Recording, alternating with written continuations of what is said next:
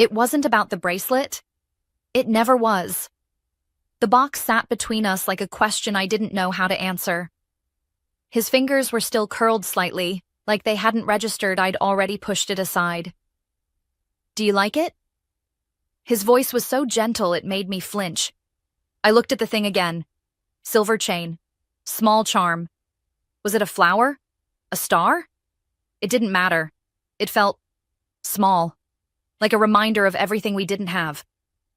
"It's nice." I didn't even fake a smile.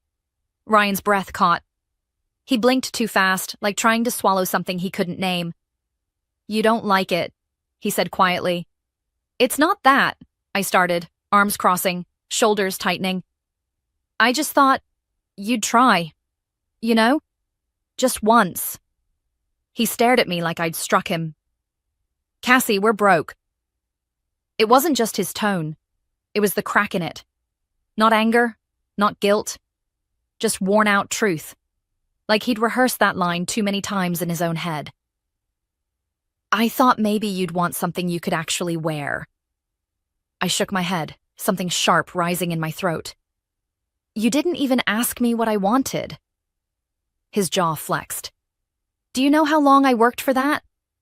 How many shifts I picked up?" "Oh, great," I scoffed. "A bracelet born out of pity and overtime." He stood up, slow and deliberate. "I give everything I have. It's never enough, is it?"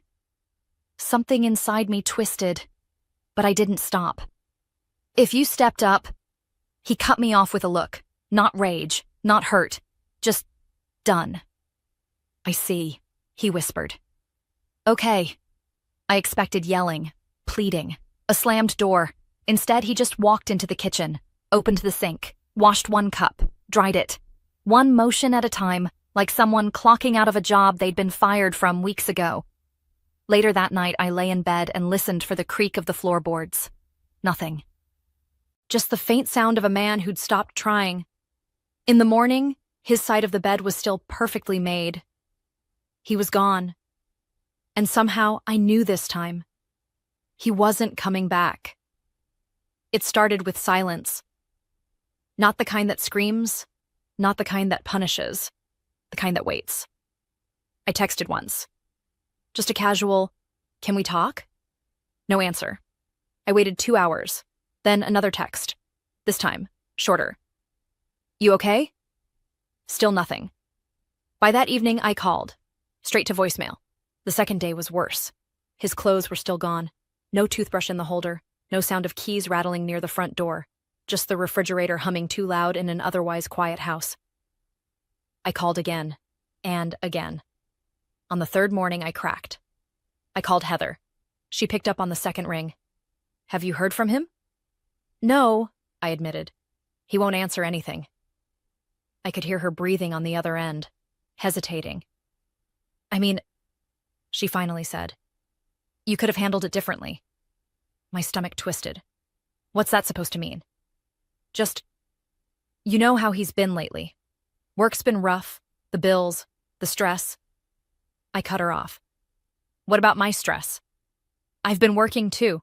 I've been holding us together." Heather didn't respond right away. Then quiet. "I'm not saying you're wrong to be upset. Just maybe think about how it landed." I ended the call before I said something I couldn't unsay. By late afternoon, I was pacing, shoes on, purse in hand. I drove to Ryan's office, a small insurance agency tucked between a law firm and a sandwich shop. His car wasn't there. I checked the cafe across the street. Nothing. The bar he used to like after long days? Empty.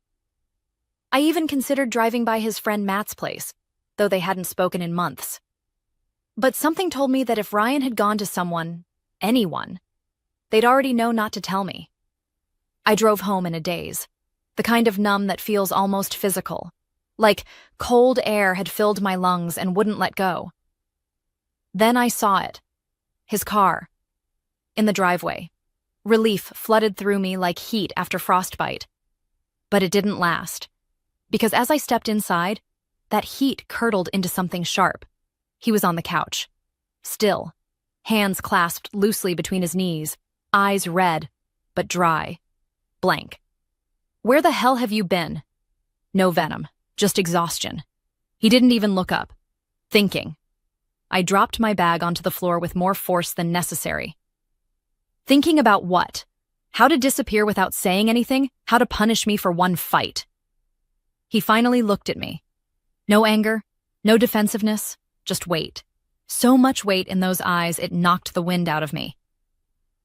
About how we're not working. The words didn't register right away. "I've been trying," he said quietly, "for a long time. Trying to love someone who doesn't even like me." I let out a laugh that sounded more like a cough. "You think I don't like you? I've built my life around you." His voice dropped even lower. "No. You built your life around what you thought I could give you. The house. The future. The idea of a man who'd carry the load you didn't want to feel." I swallowed hard. "That's not fair." He tilted his head slightly, like he'd heard that before. "Isn't it?" Something in my chest clenched, hard. I could feel the tears behind my eyes, but I wouldn't let them fall. "You didn't even try to understand," I said.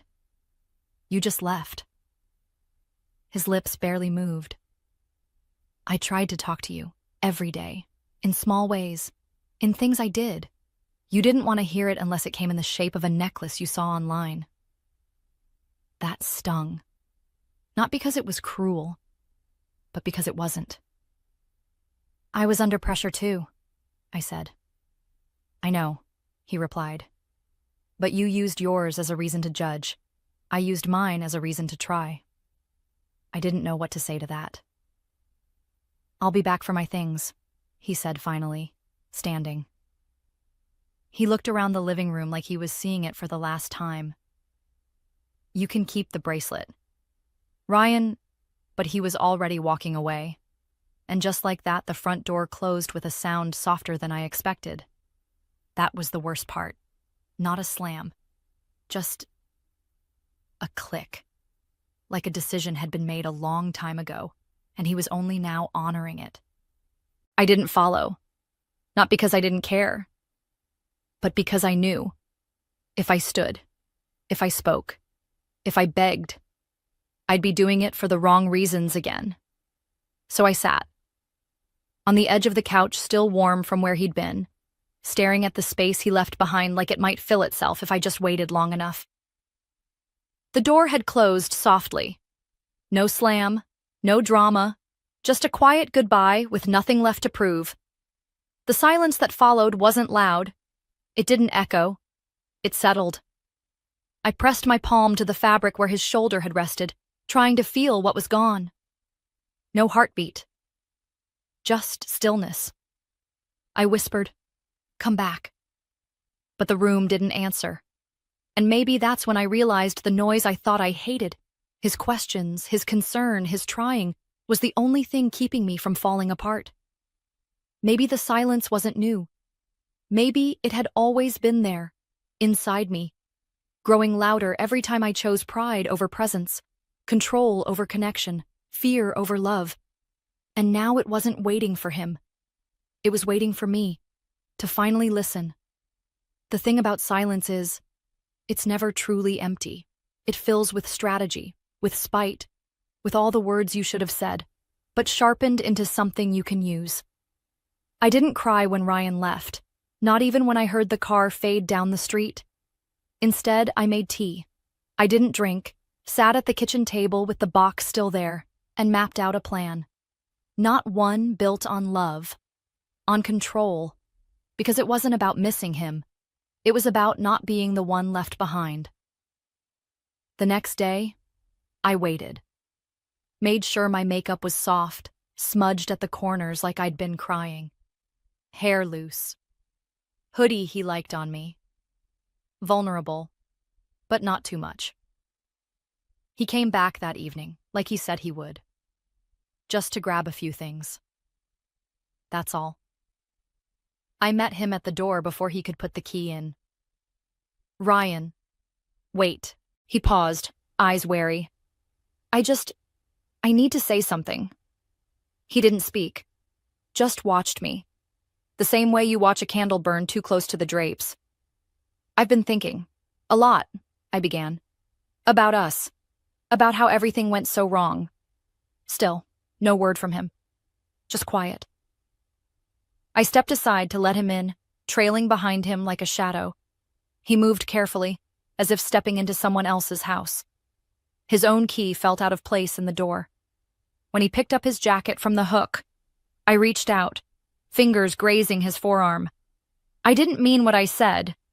A pause. Which part? He asked. The part where I made you feel like you were nothing.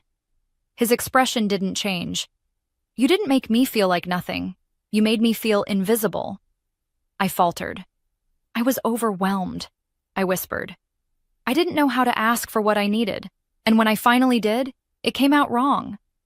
But I still love you, Ryan. He turned, finally looking at me, really looking. You love me? He said. Or do you love not having to start over? The air thinned between us. I don't want to be alone, I admitted, voice barely audible. Exactly, he said, stepping back.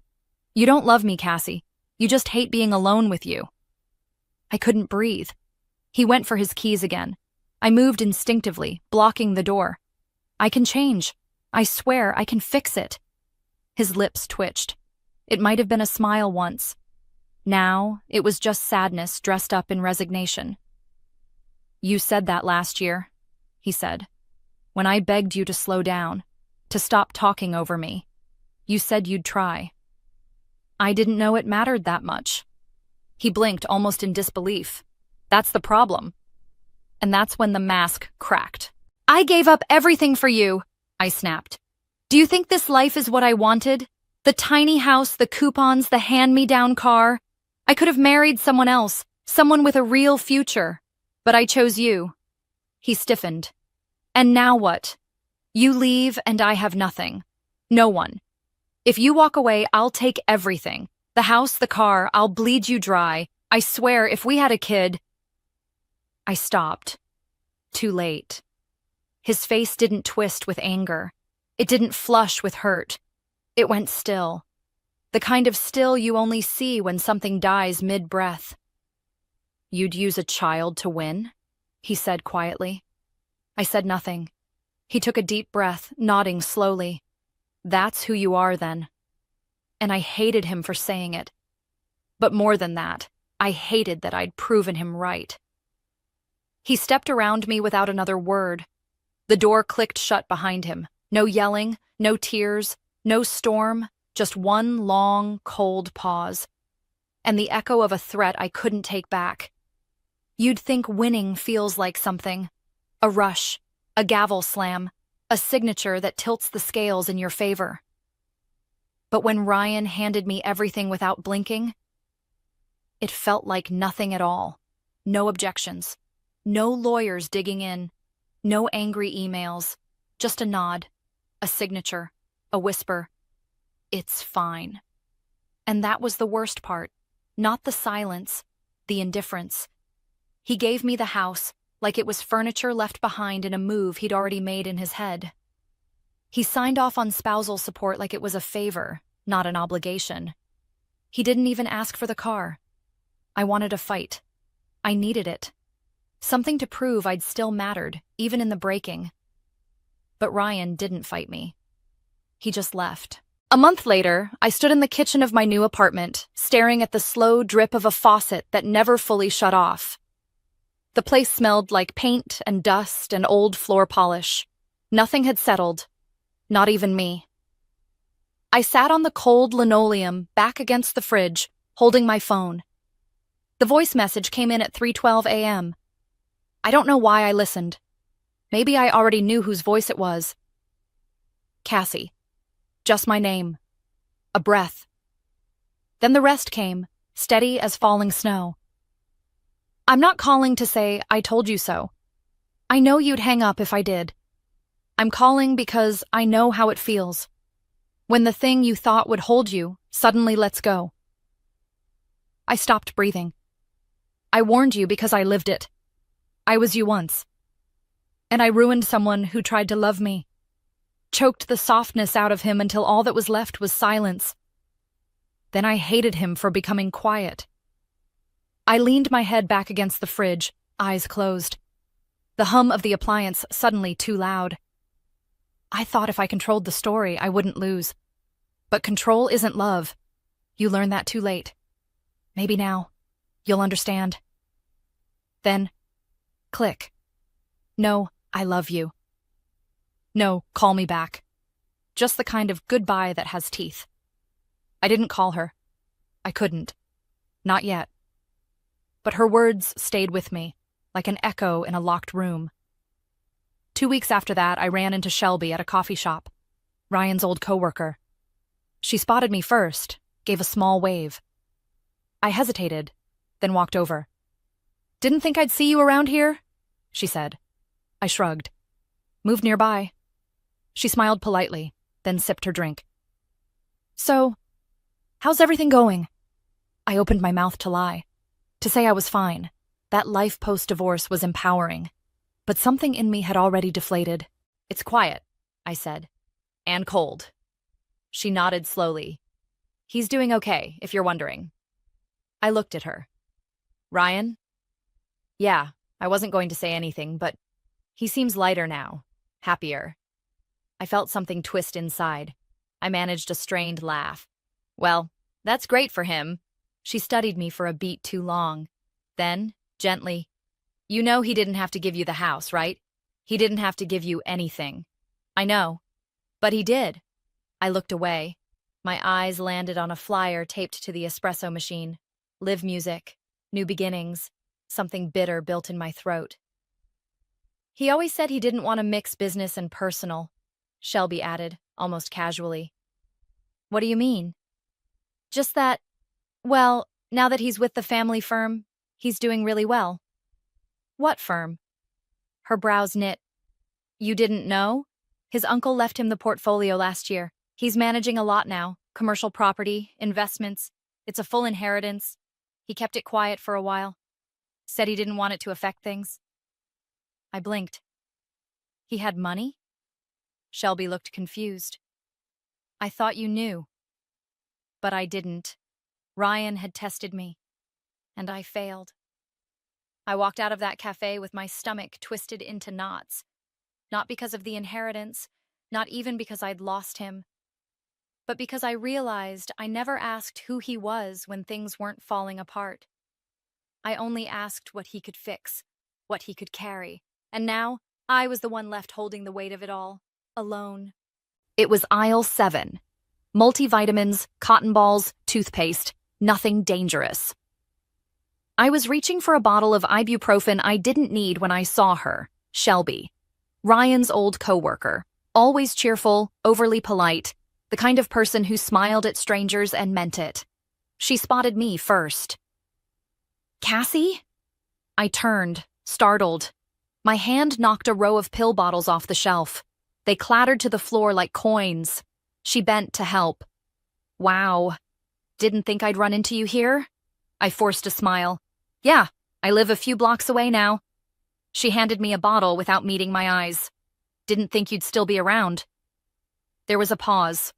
One of those pregnant silences where something unsaid hangs in the air like static. "What's that supposed to mean?" My voice was tight, sharper than I intended. "Oh, nothing," she said quickly. "Just, Ryan finally stepped into the family business, huh?" My spine went rigid. "What business?" Shelby tilted her head, frowning. "Wait, you didn't know?" I shook my head slowly. Her expression shifted, cautious, then quietly apologetic. "His uncle passed, left him the entire real estate portfolio. A pretty big one, actually. He officially took over right after everything. Right after the divorce." My ears started to ring. "He never mentioned it?"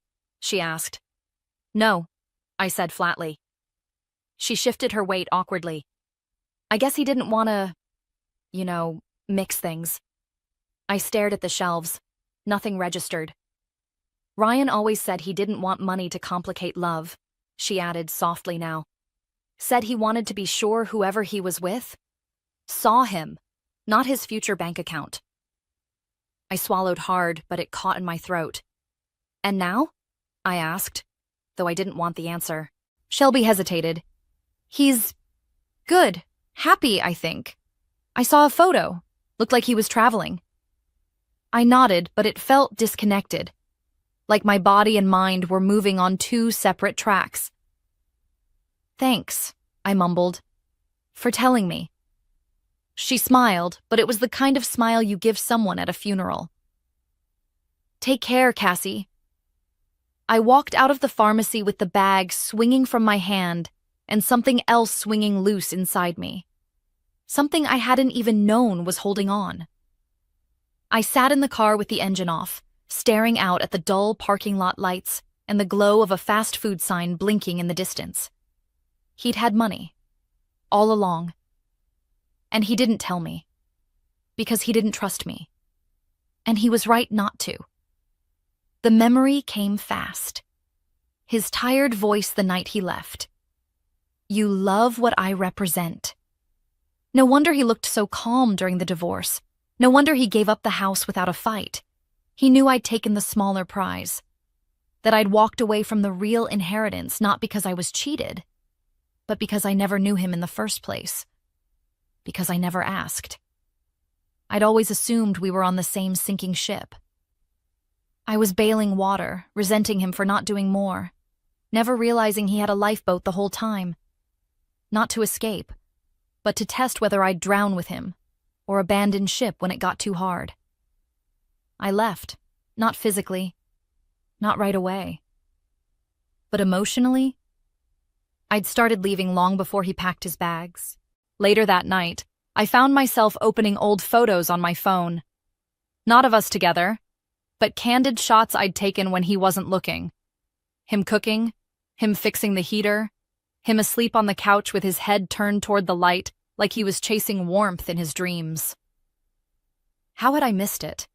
The way he was always there, quietly, without ceremony. How many ways had he shown me love that I'd dismissed as insufficient? And now? He was gone. Wealthy. In control. Free. And I was sitting in the dark with an open bottle of ibuprofen, not because I needed pain relief, but because I couldn't stop thinking about how small I'd made someone who was always trying to love me large.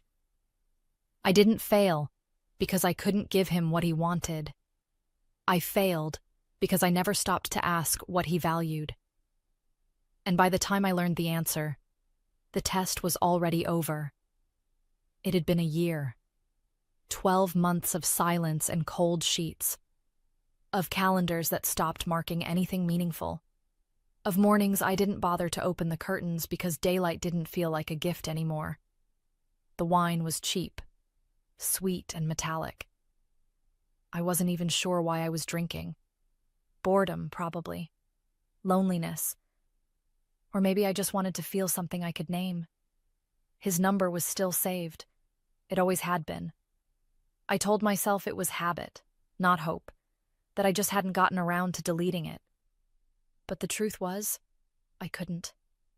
I needed proof that what we had existed, that I hadn't imagined the weight of his hand on my back in the middle of the night, that the man who once looked at me like I was home hadn't just vanished into vapor.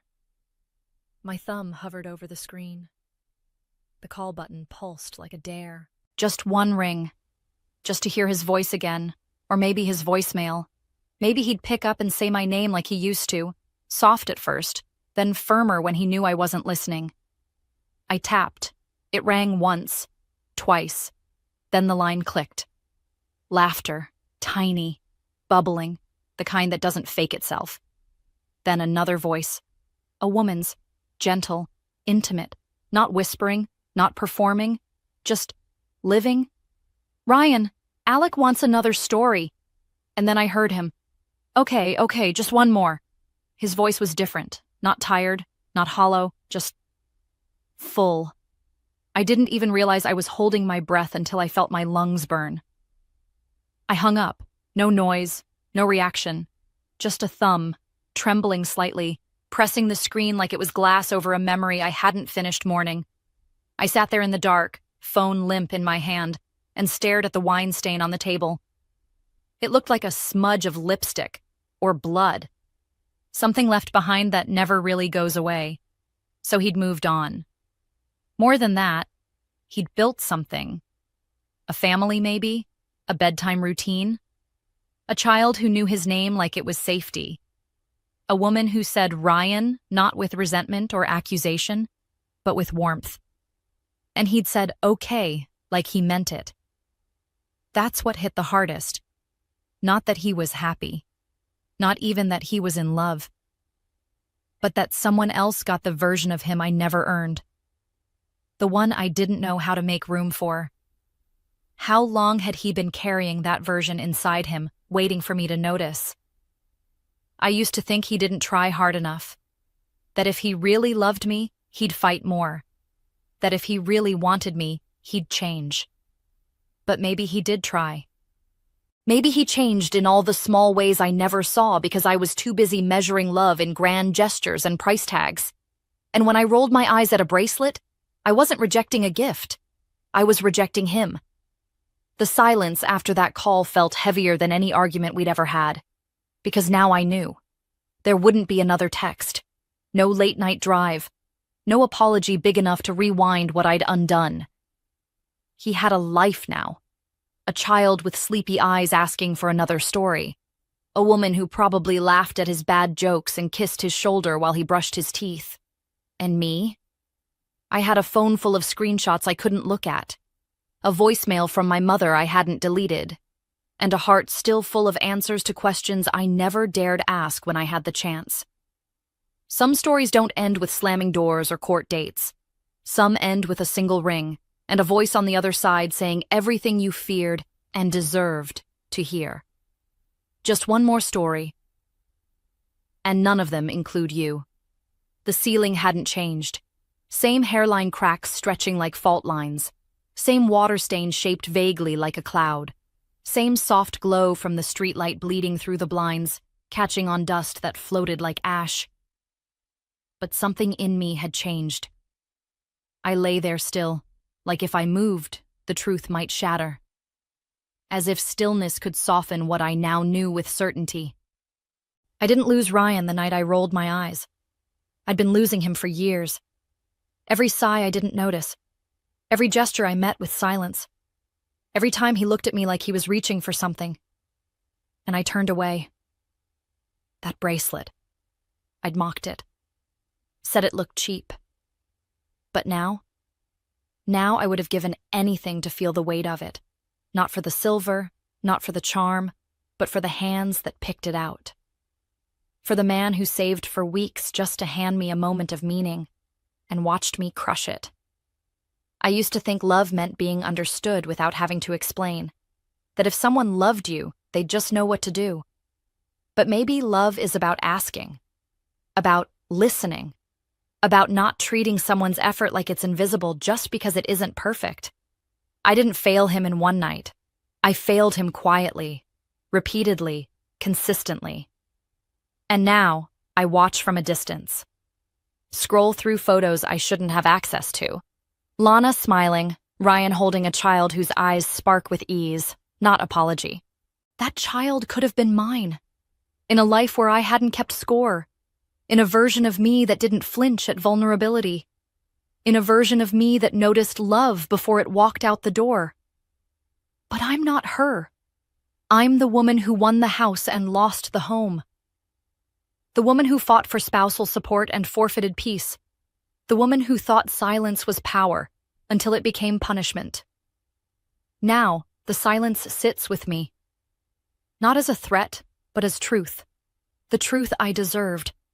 The echo of a man I couldn't keep. And maybe, in this version of my life, the quieter one, the lonelier one, I'll finally stop needing to win and just start learning how not to lose.